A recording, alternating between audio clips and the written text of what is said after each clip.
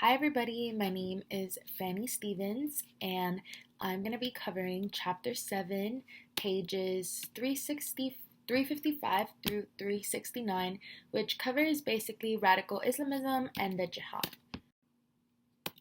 So greatly covered in this chapter and in these pages is Hizb ut-Tahrir. So the full name would be Hizb ut-Tahrir al-Islami, which means the Islamic Liberation Party, and will be often referred to as HT throughout the PowerPoint. So this is categorized as a non-violent radical Islamist group. It is a pan-Islamist political party, and their goals are to reestablish the global caliphate and power at a more of a global level through gradual but revolutionary action. So it does change in difference to other radical Islamist groups that they are trying a more of a gradual approach, but they still want this to be a global power. They still want Islam to be a global power.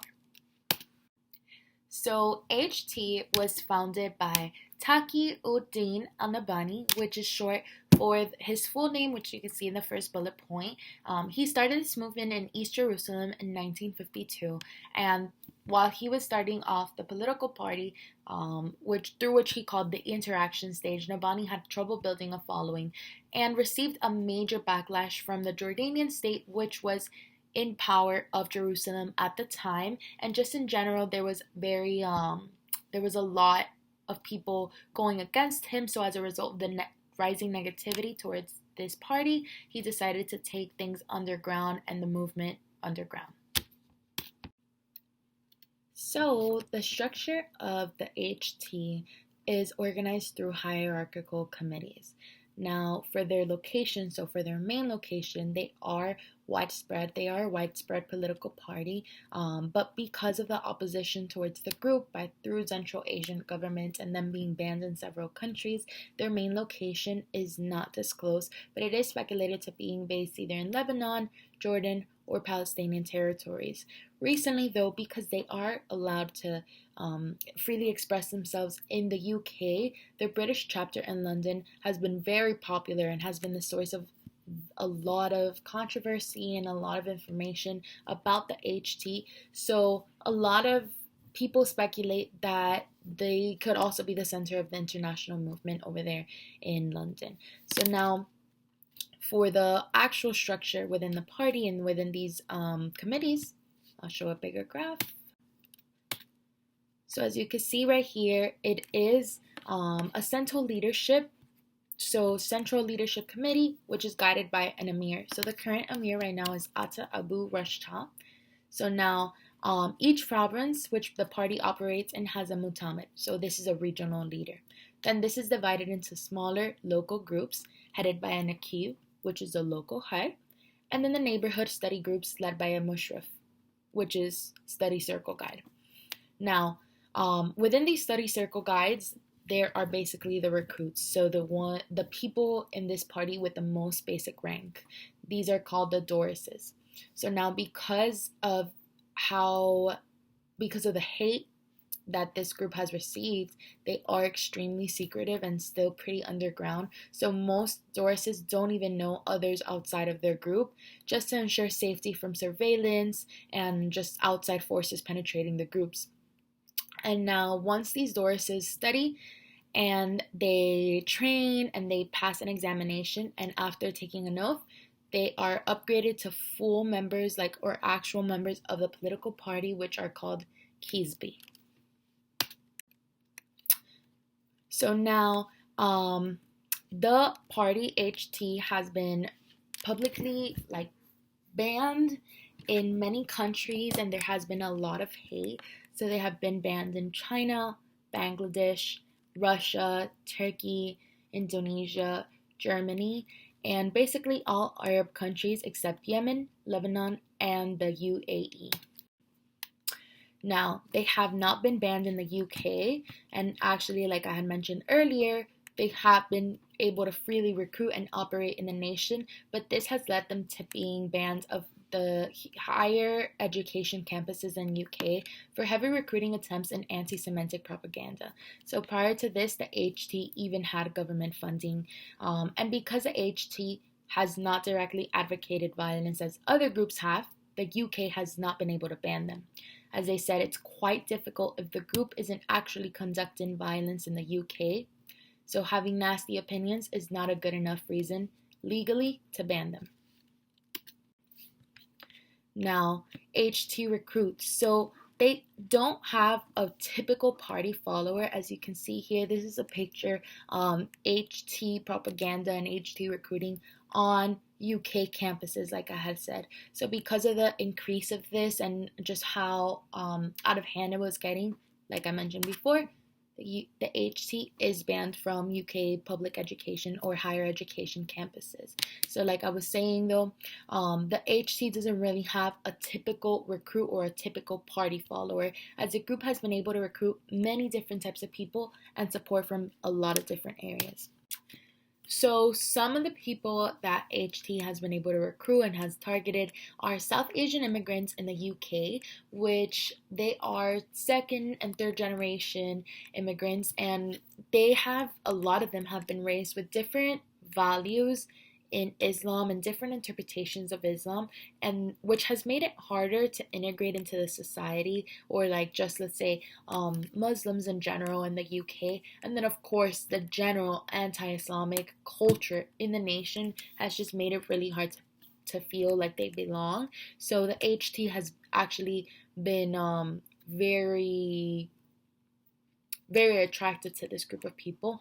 Also, other populations that are vulnerable, such as homeless people, unemployed people, young students, single mothers, also local government representatives, and they do this so they can get almost like a foot into the local governments and start to influence from the bottom up. And then also law enforcement officers to be able to protect them, provide safety, and also keep their secrets within the society. Remember, because a lot of times they are underground or just very secretive in general. Now, taking this from the HT website directly, the party accepts Muslim men and women as its members, regardless of whether they are Arab or non-Arab, white or colored. Since it is a party for all Muslims, it invites all Muslims to carry Islam and adopt its systems regardless of their nationalities, colors, and madhabi, which means school of thought.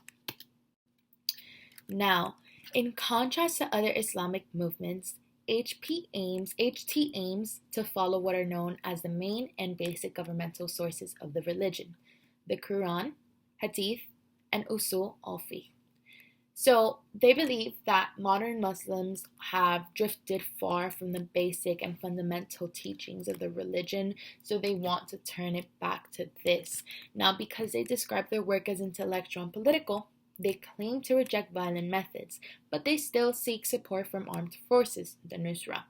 Now, again, they do claim to be nonviolent and they are categorized as nonviolent, but they have released very strong anti-Semitic statements and other violent statements encouraging their members to attack Jews and to kill Jews just because of that, calling them liars. So it really is very contradicting to their values. And now they also do aim for a global caliphate, but take a gradual approach as opposed to other parties, and they suggest that there is a higher success rate in countries with already a big Muslim influence and history. Now, so the HT has 3 different stages to their plan. So they have a three-step plan, 3 phases. So the first one, as you can see in this picture, it's going to be culturing. So right there it says develop a cadre who believes in the idea and method of the party. So basically assembling members and indoctrinating them into the party's beliefs and mentality. Step 2, or stage 2, interaction. So influencing the entire ummah and society in general into Islam as a way of life and to join their party. Finally, stage 3, seeking power. So use of Nusra in order to establish Khalifa and government. Now, because the HT claims to be non-violent, they describe this use of the Nusra as more of a coup than a jihad, and as a means of adding a push towards their political goals. Like I mentioned in the last slide, it is pretty contradicting to still want the support from armed forces just because that's their main principle, that they are non-violent, but literally their stage 3. They're saying that they will use a Nusra if needed. So it's very contradicting, and let's just keep that in mind. Now, throughout the chapter, they also dive into the future of other groups promoting radical Islam. So now, these radical Islamist groups who favor the global jihad, such as Al-Qaeda, are actually on a decline.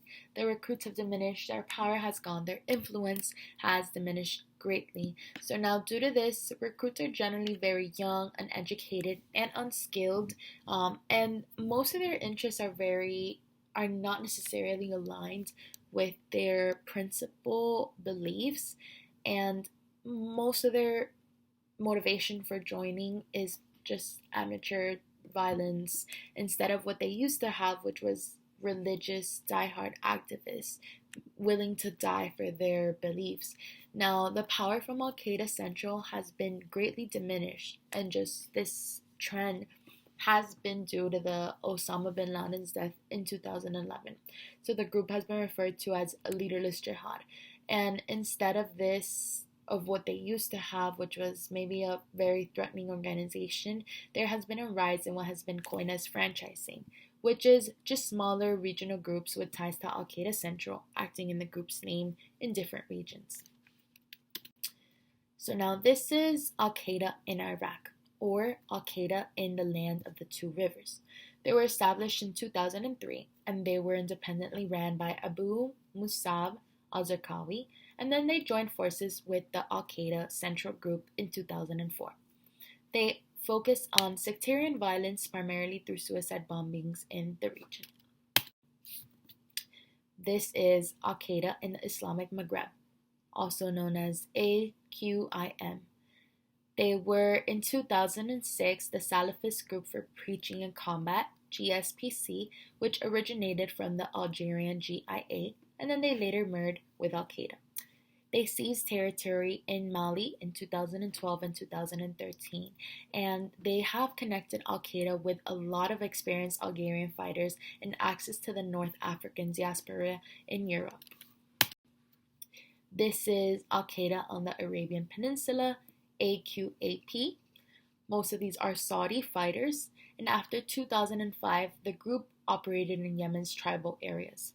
Now, the chief, Anwar al-Awlaki, was highly influential and started an Al-Qaeda English magazine called Inspire, aimed at influencing those who considered themselves a casual jihadist. He was killed by the U.S. in 2011. And this is Al-Shabaab. They are an Islamic court union in Somalia. They are a militia. They are a Taliban-like movement targeting the Horn of Africa and worked greatly through the early 2000s. They officially announced that they were working with Al Qaeda Central in 2010. So, as I mentioned before, a big reason for why a lot of power and influence was lost in Al Qaeda Central and why these smaller groups were formed was due to bin Laden's death. So he was killed in 2011 by a U.S. Special Forces operation. So this operation not only gave way to killing bin Laden, who was responsible for many attacks all over the world, this operation also gave the U.S. access to tons of operational information, planning, and other activities that the group had. Following his death, Ayman al-Zawahiri was formally named as the new leader of Al Qaeda Central. Now, he was not seen as credible as he lacked seasoned experience as a jihadi activist, unlike Osama bin Laden, and he lacked leadership skills and charisma. He was more of a behind-the-scenes planner and organizer, but unfortunately did not have the same populist abilities as Osama bin Laden had. So, as I mentioned, following bin Laden's death, Al-Qaeda is not as powerful or as influential as it used to be, but they are still very significant to radical Islamist groups, primarily as an ideology.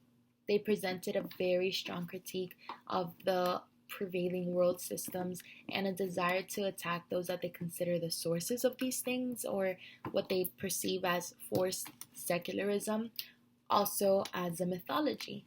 So they inspired all these hateful movements or anti-systemic movements, and gave them evidence that it was possible to attack strong world powers successfully. And finally, as technology. So the Al Qaeda movement just provided a model for the networked organization and activism.